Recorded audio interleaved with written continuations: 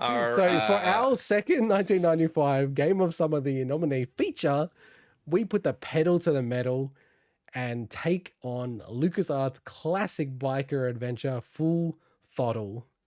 Full Throttle. Yes. So And first can I off, say, like, what versions did we? Whoa, what am I doing here?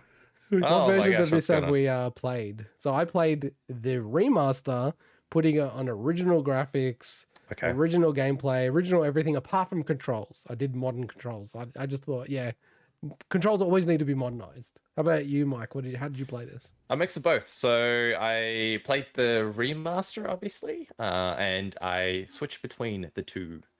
And funnily enough, I think I actually liked the original more in a weird way. Yeah, it's weird, but yeah. So I played the remaster, but I had it on the other graphics, I'd say 95% of the time.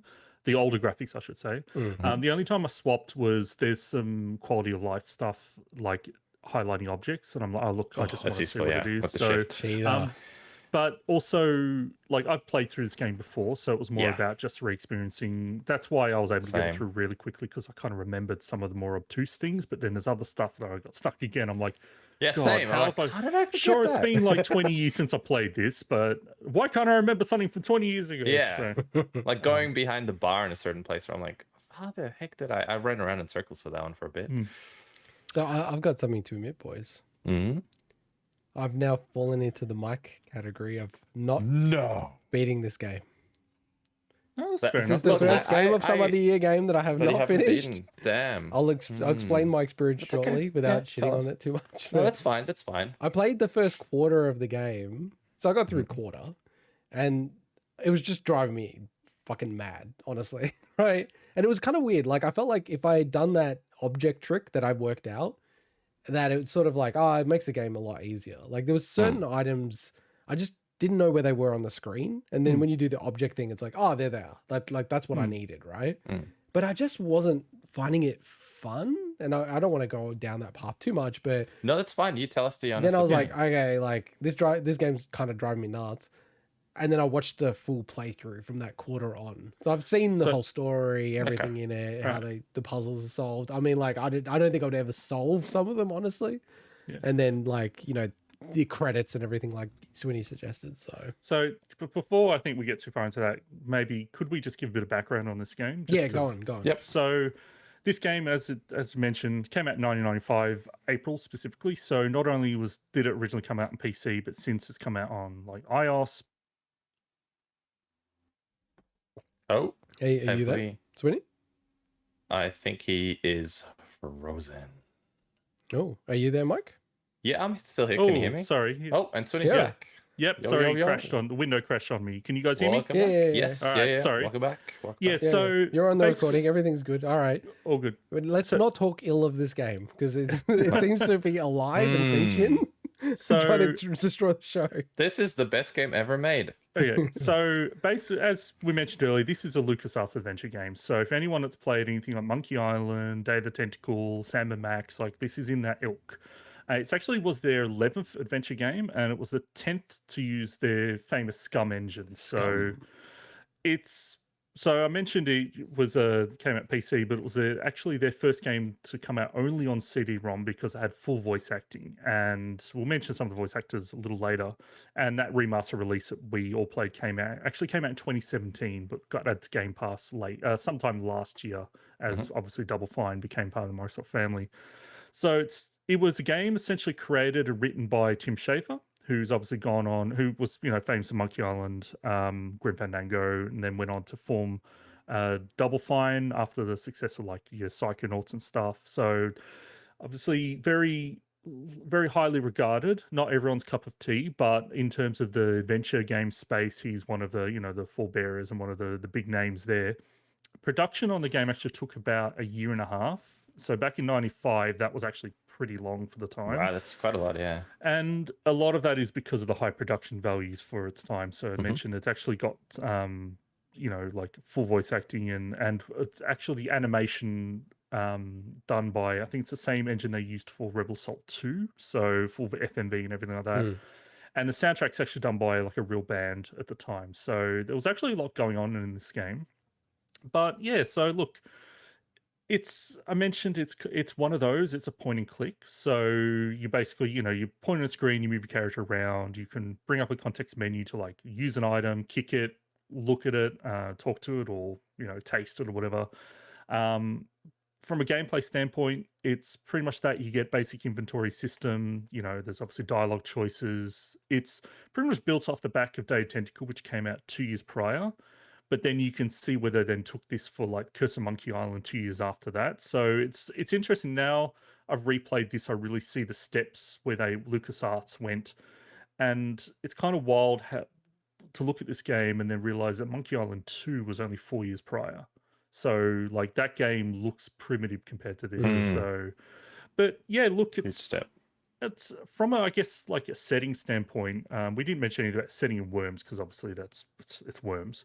But it's a kind of a really unique setting. Like initially, I'd forgotten that this game is actually set in the future. Yeah, 2040, right? Yeah. So it's while you play as a biker. Like there's hover cars there, and there's like it's kind of a really weird mix of like I wouldn't say old, but like real like current day and future day, and they mix it in a way that's like you're of the old world almost. And can I just say on that, like their articulation of that is pretty accurate, really, because we're 2022 now, so 20 years from now, I could see not hover cars but electric cars, kind of making everyone to go, self-driving car, why are you driving a motorbike? Like they should ban motorbikes. They should be like, so I feel like it's pretty on the money actually for being what, like 25 years ago. It's kind of crazy.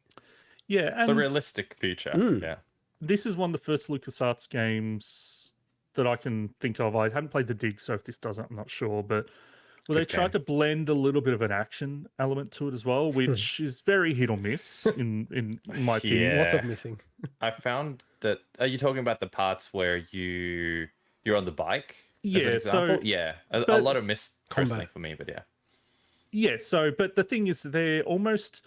When I actually realized what you do with those sections, they're almost puzzles in themselves. So while they're set up, while they're set up as action, the idea is, for instance, when you have to do a little bit at the start, but when you actually get to the point where you actually have to fight the other gang members, it's almost just a cutscene to get an inventory item, and then you use that inventory item on another one that is susceptible to it. So it's almost just like an interactive FMV as opposed to a pure action sequence. But in saying that, I mean, I think they dabbled a little bit in one of the Monkey Island games with it, but it's clearly wasn't their forte, and I think they kind of realized that with something like Grim Fandango, which doesn't have any action in it whatsoever. Yeah, so that's the interesting thing about this game that I think to this day is a bit different than adventure games since or before that.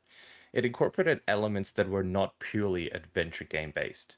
Sometimes in adventure games, you sort of get little mini puzzles that are more, how do I explain it? Sort of like Myst style puzzles that you got to solve. Whereas this actually had real time adventure puzzling. And I think a lot of games since haven't, in terms of these, in this genre, haven't really done that as much. They're more, strictly adventure kind of games.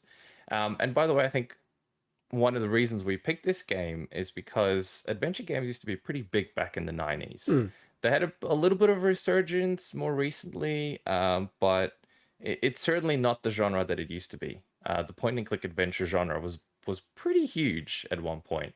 And then I think this is it embodies a lot of those elements in a really good way, plus adds all those really cool action-adventure types of things.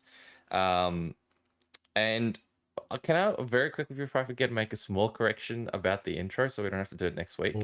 We introduced this... Who are you correcting? Well, we introduced the segment as putting the pedal to the metal, but motorbikes...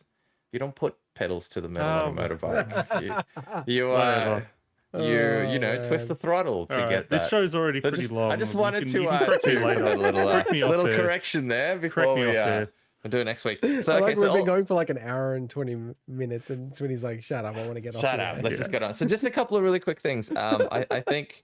By the way, with the section, Swinny, that you're talking about, with the action part, I don't know if you know, but you can press Shift V and it automatically wins that section. Yeah. So basically, Yeah. they're just cutscenes. So But they're basically cutscenes you Yeah, can skip if yeah. you're having difficulty with it. Look, one thing I found about this game, and it is something that other adventure games, it's part. I think it's part of the core of what an adventure game is sometimes you run around in circles going, "What the hell am I supposed to do?" And nowadays it's a lot more obvious, I find, because a lot of games are actually simplified in that sense. But back then, if you didn't have a guide for this, there were certain parts where you're like, how the f are you supposed, like, what the hell am I supposed to do next? What am I supposed to use in this thing? And sometimes it can get a little frustrating because, say for example, there's again, in the infamous part we're just talking about now, you have to use a particular item, and if you don't remember to use that particular item that you find, not trying to say what it is in case someone wants to they haven't played this game yet, you gotta like go through the loop and you gotta randomly run into that enemy, and there's like 8 or 10 different enemy types. So it can be a little frustrating even playing it now and remembering mostly what to do. There's still parts where I'm like, man, this is frustrating, like I'm wasting my time trying to find that enemy again to get that particular thing. But this game certainly embodies the great parts about adventure games and the bad parts. And what you're saying, while there's some examples where I think that it's egregious in this game versus others, like there's major issues with the other, like your Monkey Islands and Grim Fandango. Like I would have never been able to beat Grim Fandango without looking up some of the solutions. It's just I wouldn't have been able to figure it out, because even in that game you had to like time certain things, like oh, that character's looking away at that time, I do something and I would never figure it out. Wow. And there's elements like that, which I think is cool, by the way. And this game has that as well. So there's definitely parts where I'm like, I have no idea what I need to do, and I had to look some stuff up. Like that's what adventure games often, you have to look stuff up, you know. And to me, it doesn't lessen the experience. It would have actually been great if I figured it out myself, but it's like I still enjoy the experience of going through and the story, which is quite cool. Yeah, and the story. And I will say as well that look, the game is actually shorter than I remembered. It felt shorter than your Grim Fandangos and Curse of Monkey Island, which is my favorite adventure game, and even probably shorter than Day of the Tentacle, although that's pretty short. But I don't know if that's just because of the style it is, or maybe just I remembered more of the solutions. But it did feel a bit short, but it was kind of nice at the same time. It was almost like watching a movie. And on that note, so we didn't mention the fact that, you know, it's got Mark Hamill actually voices the villain in this, cool. and some other side characters. And probably my favorite voice actor is the main character, who I think his name's Roy Conrad, the voice actor, passed away in 2002. I think I love the deadpan voice that he gives Ben, the main character. I just think it's just great. But yeah, look, I think it's a beautiful game. That unfortunately makes it sometimes difficult to figure out what's going on in the environment, more so than probably any other LucasArts game I've played. I think once they'd gotten to Curse Monkey Island 2 years later, they had actually figured out, okay, we can't obscure this item in the environment. People need to find this, so they make it a lot more obvious. And plus, that was a higher resolution game, so it made it easier. And that's why I sometimes flip to the remastered version, because I'm like, look, I just cannot remember what item or where it is in here. So it definitely has its faults, but I think, Mike, what you're saying as a representative for the adventure game genre and LucasArts, which, you know, and I think there were other candidates that year, Mike, so I have no mouth and on my screen, which is not LucasArts, but like Dark Seed or Darkside 2. I think it was Dark Seed 2 at that point. Darkseid 2, we had The Dig, all in 1995, and I think Full Throttle was a good choice. Oh yeah.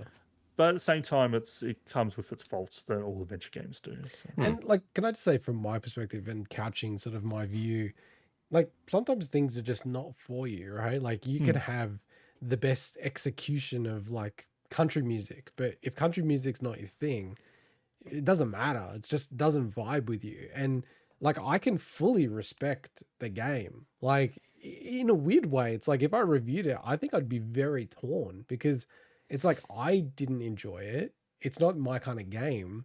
But, you know, if I tried to look at it more objectively, it's like story, like it's not like revolutionary or anything, but for 1995, very good, right? Pretty voice freaking good acting for them, off the chain, like still holds up to today. It's still better than voice acting in 90% of Nintendo games, not probably 99% of Nintendo games. Let's be real. Yuppie! You know, like the art design, because I played the original, I think it's awesome. Like the sound design, like, you know what I mean? Like all the game elements are great.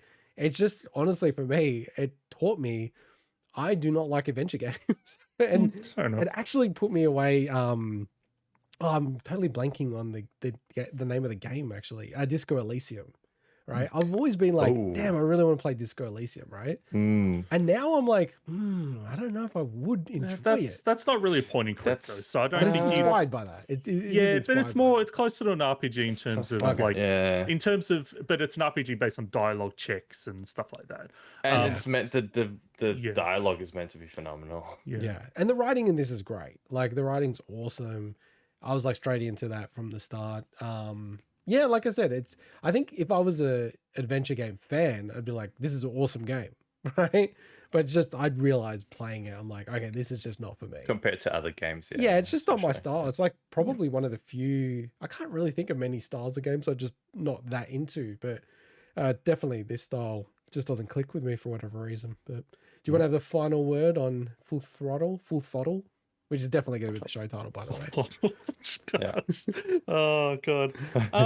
No, look, I just say this game I think is just, it's of its time in good and bad ways, and I think if you go to it in this day and age, I think you have to think about it. This is what people were fine with this back then, but kind of maybe just play with a guide when you get stuck. That's what I'd suggest. So. Yeah, you kind of like, it's almost like they made those games super hard, so then it burnt. Like Pat it out. You know, you patted it out in a way. It was like the style, just like some of the games were just much harder to pad out the content a bit. So yeah, you're right. Like you probably should just not feel so bad about that.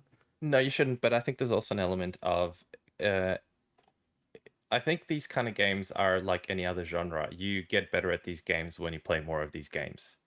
And certain things might actually well, because we don't play them that regularly though. How often do we play adventure games, right? I think if you regularly play adventure games, you get the logic behind some of the stuff, the pattern, and you're like, wow, something that might seem totally stupid and illogical. Now, once you play a bunch of adventure games, you're like, oh, it makes sense why that rubber chicken needs to be used for something like that. The rubber chicken and the pulley is the most. You know what I mean? Like it makes sense after a point because you realize you got to do stupid puzzle of combinations. all time. Oh my god. No, I got stuck right at the start, whereas like I needed to padlock. Get out of the bin. The door, dude, I got stuck at the bin. I was like, where the fuck am I? Like, what's going on with this game, man? It's understandable. It's completely understandable. It's like that, yeah. The way the game and is. It makes me laugh when you say the bin. I'm like, that fucking bin, man. And we're all older and we feel like we need to, we can't waste time as well. So there's an element of that, yeah. If that's the only game I could afford as a kid, yeah. And yeah, it's different. All right. All right. Gaming resolution. Yes. So